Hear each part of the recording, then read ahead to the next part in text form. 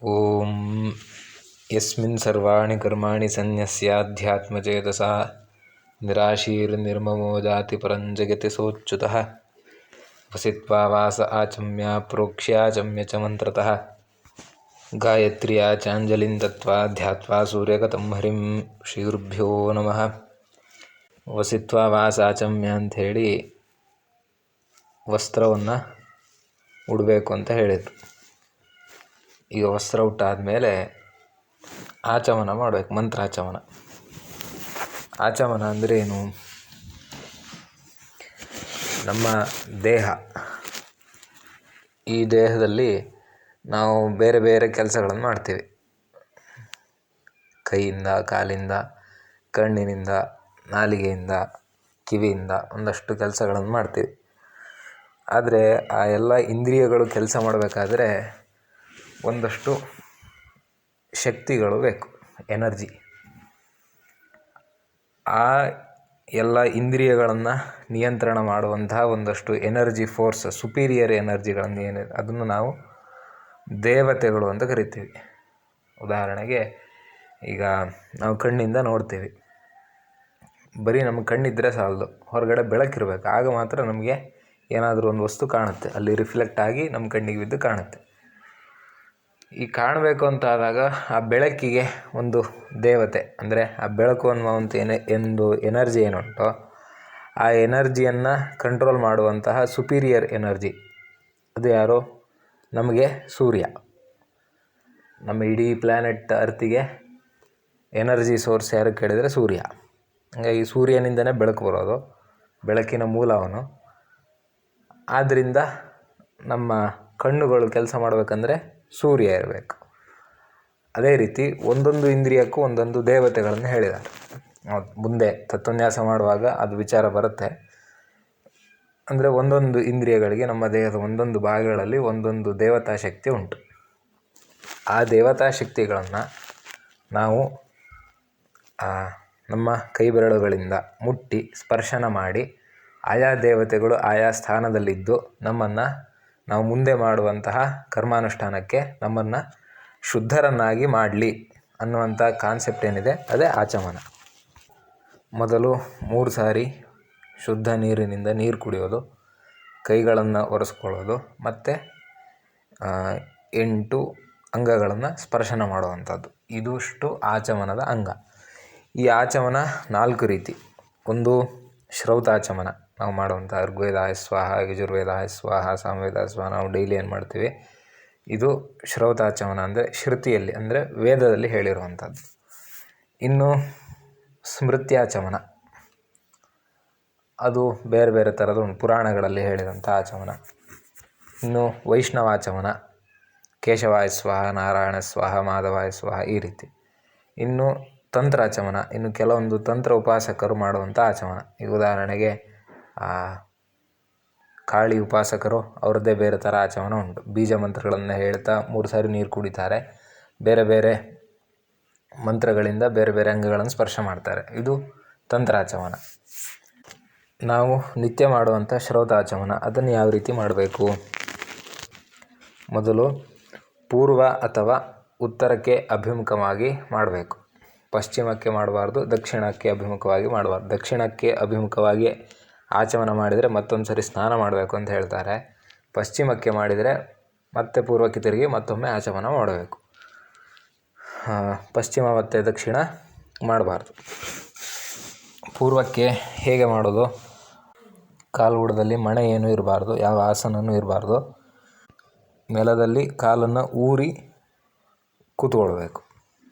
ಆ 2 ಮೊಣಕಾಲುಗಳ ಮಧ್ಯ ನಮ್ಮ ಕೈ ಬರಬೇಕು. ಆ ಕೈಯನ್ನು ಯಾವ ರೀತಿ ಇಟ್ಕೊಳ್ಬೇಕು ಕೇಳಿದರೆ, ಮೊದಲು 4 ಬೆರಳುಗಳನ್ನು, ಹೆಬ್ಬೆರಳು ಬಿಟ್ಟು ಉಳಿದ 4 ಬೆರಳುಗಳನ್ನು ಕೂಡಿಸಿ ಅದನ್ನು ಕೈ ಬೊಗಸೆ ಬರುವ ಹಾಗೆ ಮಾಡಬೇಕು. ಆಮೇಲೆ ಕಿರು ಬೆರಳು ಮತ್ತು ಅಂಗುಷ್ಟ ಬೆರಳು, ಅಂದರೆ ಹೆಬ್ಬೆರಳನ್ನು ಹೊರಗೆ ತರಬೇಕು. ಅವೆರಡನ್ನು ತಾಗಿಸ್ಬಾರ್ದು ಬೇರೆ ಬೆರಳುಗಳಿಗೆ. ಈಗ ಒಂದು ಮಧ್ಯದಲ್ಲಿ ಏನೋ ಜಾಗ ಉಂಟು, ಇಲ್ಲಿ ಒಂದು ಉದ್ದಿನ ಕಾಳು ಮುಳುಗುವಷ್ಟು ಮಾತ್ರ ನೀರನ್ನು ಹಾಕ್ಕೊಳ್ಬೇಕು.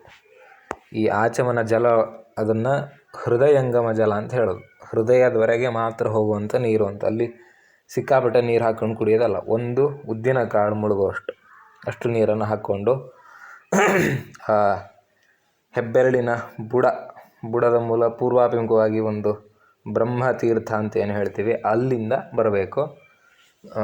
ತುಟಿಗೆ ಹತ್ತಿರ ತಂದು ಕುಡಿಬೇಕು. ಅದನ್ನು ನಾವು ಬೇರೆ ಹಲ್ಲನ್ನಾಗಲಿ ನಾಲಿಗೆಯನ್ನು ಕೈಗೆ ತಾಗಿಸ್ಬಾರ್ದು, ಎಂಜಲು ಮಾಡದೆ ಹೀಗೆ ಕುಡಿಬೇಕು. ಋಗ್ವೇದಾಯ ಸ್ವಾಹ, ಯಜುರ್ವೇದಾಯ ಸ್ವಾಹ, ಸಾಮವೇದಾಯ ಸ್ವಾಹ ಅಂಥೇಳಿ 3 ಸರಿ ಕುಡ್ದಾದ ಮೇಲೆ ಒಂದು ಸಾರಿ ಕೈ ತೊಳ್ಕೊಳ್ಬೇಕು. ಆಮೇಲೆ ಅಥರ್ವ ವೇದಾಯ ನಮಃ, ಇತಿಹಾಸ ಪುರಾಣೇಭ್ಯೋ ನಮಃ ಅಂಥೇಳಿ 2 ಕೈಯ ಮೊಣಕೈಯಿಂದ ಬೆರಳಿನ ತುದಿಯವರೆಗೆ ರೋಮ ಇರುವ ಭಾಗ ಅಷ್ಟನ್ನು ಒರೆಸ್ಕೊಳ್ಬೇಕು. ಇತಿಹಾಸ ಪುರಾಣೇಭ್ಯೋ ನಮಃ.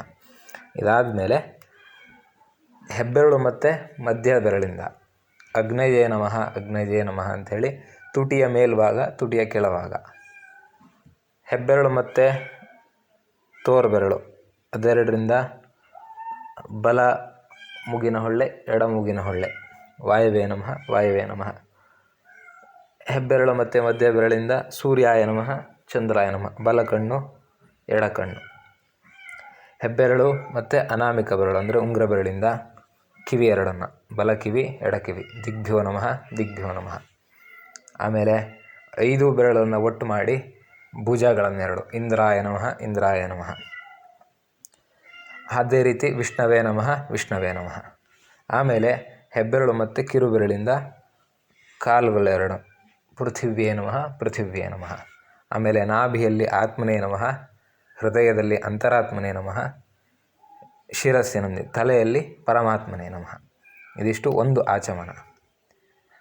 ಮೊದಲೇ ಹೇಳಿದಾಗೆ ಆಯಾ ದೇವತೆಗಳು ಅಲ್ಲಲ್ಲಿದ್ದಾರೆ. ಆಯಾ ದೇವತೆಗಳನ್ನು ಮುಟ್ಟುತ್ತಾ ಅವರನ್ನು ಸ್ಮರಣೆ ಮಾಡ್ತಾ ಅವರು ನಮ್ಮನ್ನು ಶುದ್ಧ ಮಾಡಲಿ ಅಂಥೇಳಿ ಒಂದು ಭಾವನೆ ತಗೊಳ್ಬೇಕು. ಇದು ಆಚಮನದ ಮೂಲ ಉದ್ದೇಶ. ಬರೀ ಆಚಮನ ಮಾಡಿದರೆ ಆಗಲಿಲ್ಲ. ಈ ಕಾನ್ಸೆಪ್ಟ್ ಬರದೇ ಇದ್ದರೆ ನಾವು ಪೂರ್ತಿ ಶುದ್ಧರಾದ್ವಿ ಅಂತ ಹೇಳೋಕ್ಕಾಗೋದಿಲ್ಲ. Concept main ಆಚಮನದಲ್ಲಿ. ಇನ್ನು ಆಚಮನವನ್ನು ಯಾವ ರೀತಿ ಮಾಡಬಾರ್ದು, ಬಿಸಿ ನೀರಿಂದ ಮಾಡಬಾರ್ದು. ಆದರೆ ಆರೋಗ್ಯ ಸಮಸ್ಯೆ ಇರೋರು ಬಿಸಿ ನೀರಿಂದ ಮಾಡ್ಬೋದು, ಅಶುದ್ಧವಾದ ನೀರಿಂದ ಮಾಡಬಾರ್ದು. ಮತ್ತು ಒಂದೇ ಸಾರಿ ಋಗ್ವೇದಾಯಕ್ಕೆ, ಯಜುರ್ವೇದಾಯಕ್ಕೆ, ಸಾಮವೇದಕ್ಕೆ ಅಂಥೇಳಿ 3 ಸರಿ ನೀರು ಹಾಕೊಂಡು ಒಂದೇ ಸರಿ ಕುಡಿಯೋದು, ಅಥವಾ ಮೊದಲಿಗೆ 6 ಸರಿ ನೀರು ಕುಡ್ಕೊಂಡು ಆಮೇಲೆ ಅಂಗಗಳ ಸ್ಪರ್ಶನೆ ಮಾಡೋದು, ದುರಾಚಮ್ಯ ಅಂಥೇಳಿ 2 ಸಲಕ್ಕೆ ಆಚಮನಕ್ಕೆ ಎಲ್ಲ ಒಟ್ಟಿಗೆ ನೀರು ಕುಡಿದ್ಬಿಡೋದು, ಆ ರೀತಿ ಮಾಡಬಾರ್ದು. ಪ್ರತ್ಯೇಕ ಮಾಡಬೇಕು. ನಗ್ತಾ ಇರೋದು, ಮಾತಾಡ್ತಾ ಇರೋದು ಅಥವಾ ಬೇರೆ ಏನೋ ಮಾಡ್ತಾ ಆಚಮನ ಮಾಡಬಾರ್ದು. ಆಚಮನ ಕ್ರಿಯೆಯಲ್ಲೇ ಪೂರ್ತಿ ಮನಸ್ಸಿರಬೇಕು. ಅದಾದಮೇಲೆ ಈಗ ಆಚಮನ ಮಾಡಲಿಕ್ಕಾಗಲಿಲ್ಲ, ಉದಾಹರಣೆಗೆ ಇಲ್ಲಿ ಬೆಳಗ್ಗೆ ಎದ್ದಾಗ ಶೌಚ ಆದಮೇಲೆ, ದಂತಧಾವನ ಆದಮೇಲೆ, ಆಮೇಲೆ ವಸ್ತ್ರ ಉಟ್ಕೊಂಡ್ಮೇಲೆ ಇಲ್ಲೆಲ್ಲ ಆಚಮನ ಮಾಡೋಕ್ಕೆ ಹೇಳಿದ್ರು, ಆಮಂತ್ರಕ ಆಚಮನ. ಅಲ್ಲೆಲ್ಲ ನಮಗೆ ಶುದ್ಧ ನೀರಿನೂ ನಾವು ತಂದಿರೋದಿಲ್ಲ. ಆಗ ಆಚಮನಕ್ಕೆ ಏನು ಮಾಡೋದು? ಆಮೇಲೆ ಇನ್ನೂ ಕೆಲವೊಂದು ಕಡೆ ಆಚಮನ ಹೇಳ್ತಾರೆ, ಅಕಸ್ಮಾತ್ ದೇಹದಿಂದ ಏನೋ ಗಾಯ ಇತ್ತು, ಕಿತ್ಕೊಂಡ್ವಿ, ರಕ್ತ ಬಂತು, ಕಣ್ಣೀರು ಸುರಿಸಿದ್ವಿ, ಏನೋ ಆಗಿ ಕಸ ಹೋಯ್ತು ಅಂತ ತಿಕ್ಕಿದ್ವಿ, ಕಣ್ಣೀರು ಬಂತು, ಆಮೇಲೆ ಕೆಮ್ಮು ಬಂತು, ಆಕಳಿಕೆ ಬಂತು, ಇದಾಗೆಲ್ಲ ಆಚಮನ ಮಾಡೋಕ್ಕೆ ಹೇಳಿದ್ದಾರೆ. ಆಯಾ ಸಮಯದಲ್ಲಿ ನಮಗೆ ಆಚಮನ ಮಾಡಲಿಕ್ಕೆ ಆಗೋದಿಲ್ಲ ಅಂತ ಆದಾಗ ಏನು ಮಾಡಬೇಕು? ನಮ್ಮ ಬಲ ಕಿವಿಯನ್ನು ಸ್ಪರ್ಶನ ಮಾಡಬೇಕು, ಮುಟ್ಟಬೇಕು. ಯಾಕೆ ಕೇಳಿದರೆ ಆ ಬಲ ಕಿವಿಯಲ್ಲಿ ಒಬ್ಬ ವೇದಾಧ್ಯಯನ ಮಾಡಿದ ಬ್ರಾಹ್ಮಣನ ಬಲ ಕಿವಿಯಲ್ಲಿ ಪ್ರಭಾಸ ಮುಂತಾದ ತೀರ್ಥಕ್ಷೇತ್ರಗಳು ಅಲ್ಲಿ ಇರ್ತದೆ ಅಂತ ಒಂದು ಭಾವನೆ. ಆ ತೀರ್ಥ ಪ್ರದೇಶಗಳು ಅಲ್ಲಿರೋದ್ರಿಂದ ಆ ತೀರ್ಥವನ್ನು ಸ್ಮರಣೆ ಮಾಡ್ತಾ ಆ ತೀರ್ಥ ದೇವತೆಗಳು ಯಾರಿದ್ದಾರೆ ಅವರು ನಮ್ಮನ್ನು ಶುದ್ಧ ಮಾಡಲಿ ಅಂಥೇಳಿ ಒಂದು ಭಾವನೆ ತಂದುಕೊಂಡು ಬಲ ಕಿವಿಯನ್ನು ಮುಟ್ಕೊಳ್ಬೇಕು. ಅದು ಒಂದು ಆಪ್ಷನ್. ಅದಿಲ್ಲ ಅಂತಾದರೆ ಒಳ್ಳೆಯ ಮೂಲಿಕೆಗಳು, ಆಮೇಲೆ ಗೋವು, ಶುದ್ಧ ಭೂಮಿ, ತುಳಸಿ, ಆಮೇಲೆ ಪವಿತ್ರವಾದಂಥ ಹುಲ್ಲುಗಳು, ದರ್ಭೆ ಇತ್ಯಾದಿ ಇವುಗಳನ್ನು ಮುಟ್ಟಬೇಕು. ಅದರಿಂದ ಶುದ್ಧ ಆದ್ವಿ ಅಂತ. ಮತ್ತು ಆಚಮನ ಮಾಡೋಕ್ಕೆ ಅವಕಾಶ ಇದ್ದು ಆ ರೀತಿ ಮಾಡೋದ್ರಿಂದ ಏನು ಉಪಯೋಗ ಇಲ್ಲ. ಆಚಮನ ಮಾಡೋಕ್ಕೆ ಆಗೋದಿಲ್ಲ ಅನ್ನುವಂಥ ಸಂದರ್ಭ ಇದ್ದಾಗ ಮಾತ್ರ ಇವೆಲ್ಲ ಹೆಲ್ಪ್ ಆಗುತ್ತೆ. ಒಟ್ಟಾರೆಯಲ್ಲಿ ನಮಗೆ ಕಾನ್ಸೆಪ್ಟ್ ಮೇಯ್ನ್. ನಾವು ಶುದ್ಧರಾದ್ವಿ ಅನ್ನುವಂಥ ಕಾನ್ಸೆಪ್ಟೇ ಮೇಯ್ನ್. ಈ ಕಾನ್ಸೆಪ್ಟ್ ಬರಲಿಲ್ಲ, 100 ಸಲ ಆಚಮನ ಮಾಡಿದರೂ ವ್ಯರ್ಥ. ಈ ಆಚಮನ ಹೇಗೆ ಕೇಳಿದರೆ ಪದೇ ಪದೇ ಆಚಮನ ಬರುತ್ತೆ. ಸಂಧ್ಯಾ ವಂದನೆಯಲ್ಲಿ 2-3 ಸಲ ಮಧ್ಯ ಆಚಮನ ಬರುತ್ತೆ. ಪೂಜೆಗೂ ಮುಂಚೆ, ಪೂಜೆಗೂ ಕೊನೆಯಲ್ಲಿ, ಯಾವುದೇ ಕರ್ಮಾಂಗದ ಮೊದಲಿನಲ್ಲಿ ಕೊನೆಯಲ್ಲಿ ಆಚಮನ. ಯಾಕೆ ಕೇಳಿದರೆ, ಈಗ ನಾವು ಉದಾಹರಣೆಗೆ ಈ ಕಂಪ್ಯೂಟ್ರಲ್ಲಿ, ಲ್ಯಾಪ್ಟಾಪಲ್ಲಿ ರಿಫ್ರೆಶ್ ಬಟನ್ ಒತ್ತೀವಲ್ಲ, ಅದೇ ರೀತಿ ಒಂದು ಸಾರಿ ನಮ್ಮನ್ನು ರಿಫ್ರೆಶ್ ಮಾಡುತ್ತೆ. ನಮ್ಮನ್ನು ಒಂದು ಸಾರಿ ಮೈಂಡು ಕ್ಲಿಯರ್ ಆಗುತ್ತೆ. ಆ ದೇವತಾ ಸ್ಮರಣೆಯಿಂದ ನಾವು ಪವಿತ್ರರಾದ್ವಿ ಅಂತ ಒಂದು ಭಾವನೆ ಬರುತ್ತೆ. ಅದೇ ಆಚಮನದ ಮೂಲ ಉದ್ದೇಶ. ಹಾಗಾಗಿ ಇಲ್ಲಿ ನಾವು ಶುದ್ಧರಾದ್ವಿ ಅನ್ನುವಂಥ ಕಾನ್ಸೆಪ್ಟೇ ಮೇಯ್ನ್ ಆಗುತ್ತೆ. ಸೊ ಇದಷ್ಟು ಆಚಮನದ ವಿಷಯ. ಮತ್ತು ಈ ಆಚಮನದ ನೀರು ಸಪ್ರೇಟ್ ಇರಬೇಕು. ಈ ಆಚಮನಕ್ಕೇನು ಉಪಯೋಗ ಮಾಡಿದ್ವಿ ನೀರನ್ನು, ಅದನ್ನು ಮತ್ತೆ ಬೇರೆದಕ್ಕೆ ಉಪಯೋಗಿಸಂಗಿಲ್ಲ. ಈ ಆಚಮನದ ನೀರು ಬರೀ ಆಚಮನಕ್ಕಂತಲೇ ಇರಬೇಕು. ಮಾರ್ಜನೆಗೆ, ಆಚಮನಕ್ಕೆ ಒಂದು ನೀರು ಒಂದು ಕೊಳವೆ ಸೌಟಲ್ಲಿ ಸಪ್ರೇಟ್ ಇರಬೇಕು. ನಾವು ನೀರು ತರೋ ಹೊತ್ತಿಗೆ ಸಪ್ರೇಟ್ ತರೋಕ್ಕೆ ಅನುಕೂಲ ಇದ್ದರೆ ತರ್ಬೋದು, ಇಲ್ಲ ಅಂತ ಆದರೆ ತಂದ ಮೇಲೆ ಅದನ್ನು ಸಪ್ರೇಟ್ ಮಾಡಿ ಇರಬೇಕು. ಒಟ್ಟಾರೆ ಈ ನೀರನ್ನು ಬೇರೆದಕ್ಕೆ ಮಿಕ್ಸ್ ಮಾಡೋ ಹಾಗಿಲ್ಲ.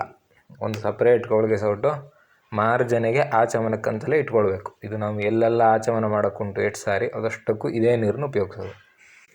ಇದಿಷ್ಟಾದ ಮೇಲೆ ದೇವರ ಕೋಣೆ ಎದುರುಗಡೆ ನಿಂತ್ಕೊಂಡು ಕೈ ಮುಕ್ಕೊಂಡು ಗುರುದೇವತಾ ನಮಸ್ಕಾರ ಮಾಡೋದು.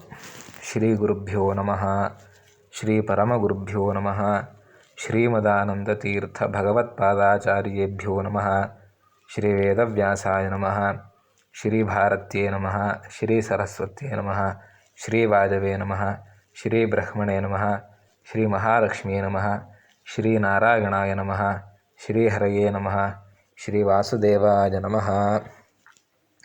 ಗುರುಗಳಿಗೆ, ಅವರ ಗುರುಗಳಿಗೆ, ಎಲ್ಲರಿಗೂ ಗುರುಗಳಾದ ಆನಂದ ತೀರ್ಥರಂದರೆ ಮಧ್ವಾಚಾರ್ಯರಿಗೆ, ಅವರಿಗೂ ಗುರುಗಳಾಗಿರುವ ವೇದವ್ಯಾಸರಿಗೆ, ಈ ರೀತಿ ಒಂದೊಂದೇ ಕ್ರಮದಲ್ಲಿ ಎಲ್ಲ ಗುರು ಪರಂಪರೆಗೆ ನಮಸ್ಕಾರ ಮಾಡಿ, ದೇವತೆಗಳಿಗೆ ಭಾರತಿ, ಸರಸ್ವತಿ, ವಾಯು, ಬ್ರಹ್ಮ, ಮಹಾಲಕ್ಷ್ಮಿ, ಆಮೇಲೆ ದೇವರಿಗೆ ನಾರಾಯಣಾಯ ನಮಃ, ಹರಯೇ ನಮಃ, ವಾಸುದೇವಾಯ ನಮಃ. ಇದಾದ ಮೇಲೆ 2 ಶ್ಲೋಕ, ಒಂದು ನಾರಾಯಣಾಯ ಪರಿಪೂರ್ಣ ಗುಣಾರ್ಣವಾಯ, ಇನ್ನೊಂದು ಯೋ ವಿಪ್ರಂಭವರೀತ. 2 ಮಂತ್ರಗಳ ಅರ್ಥ ನೆಕ್ಸ್ಟ್ ನೋಡೋಣ. ಹರಿ ಓಂ.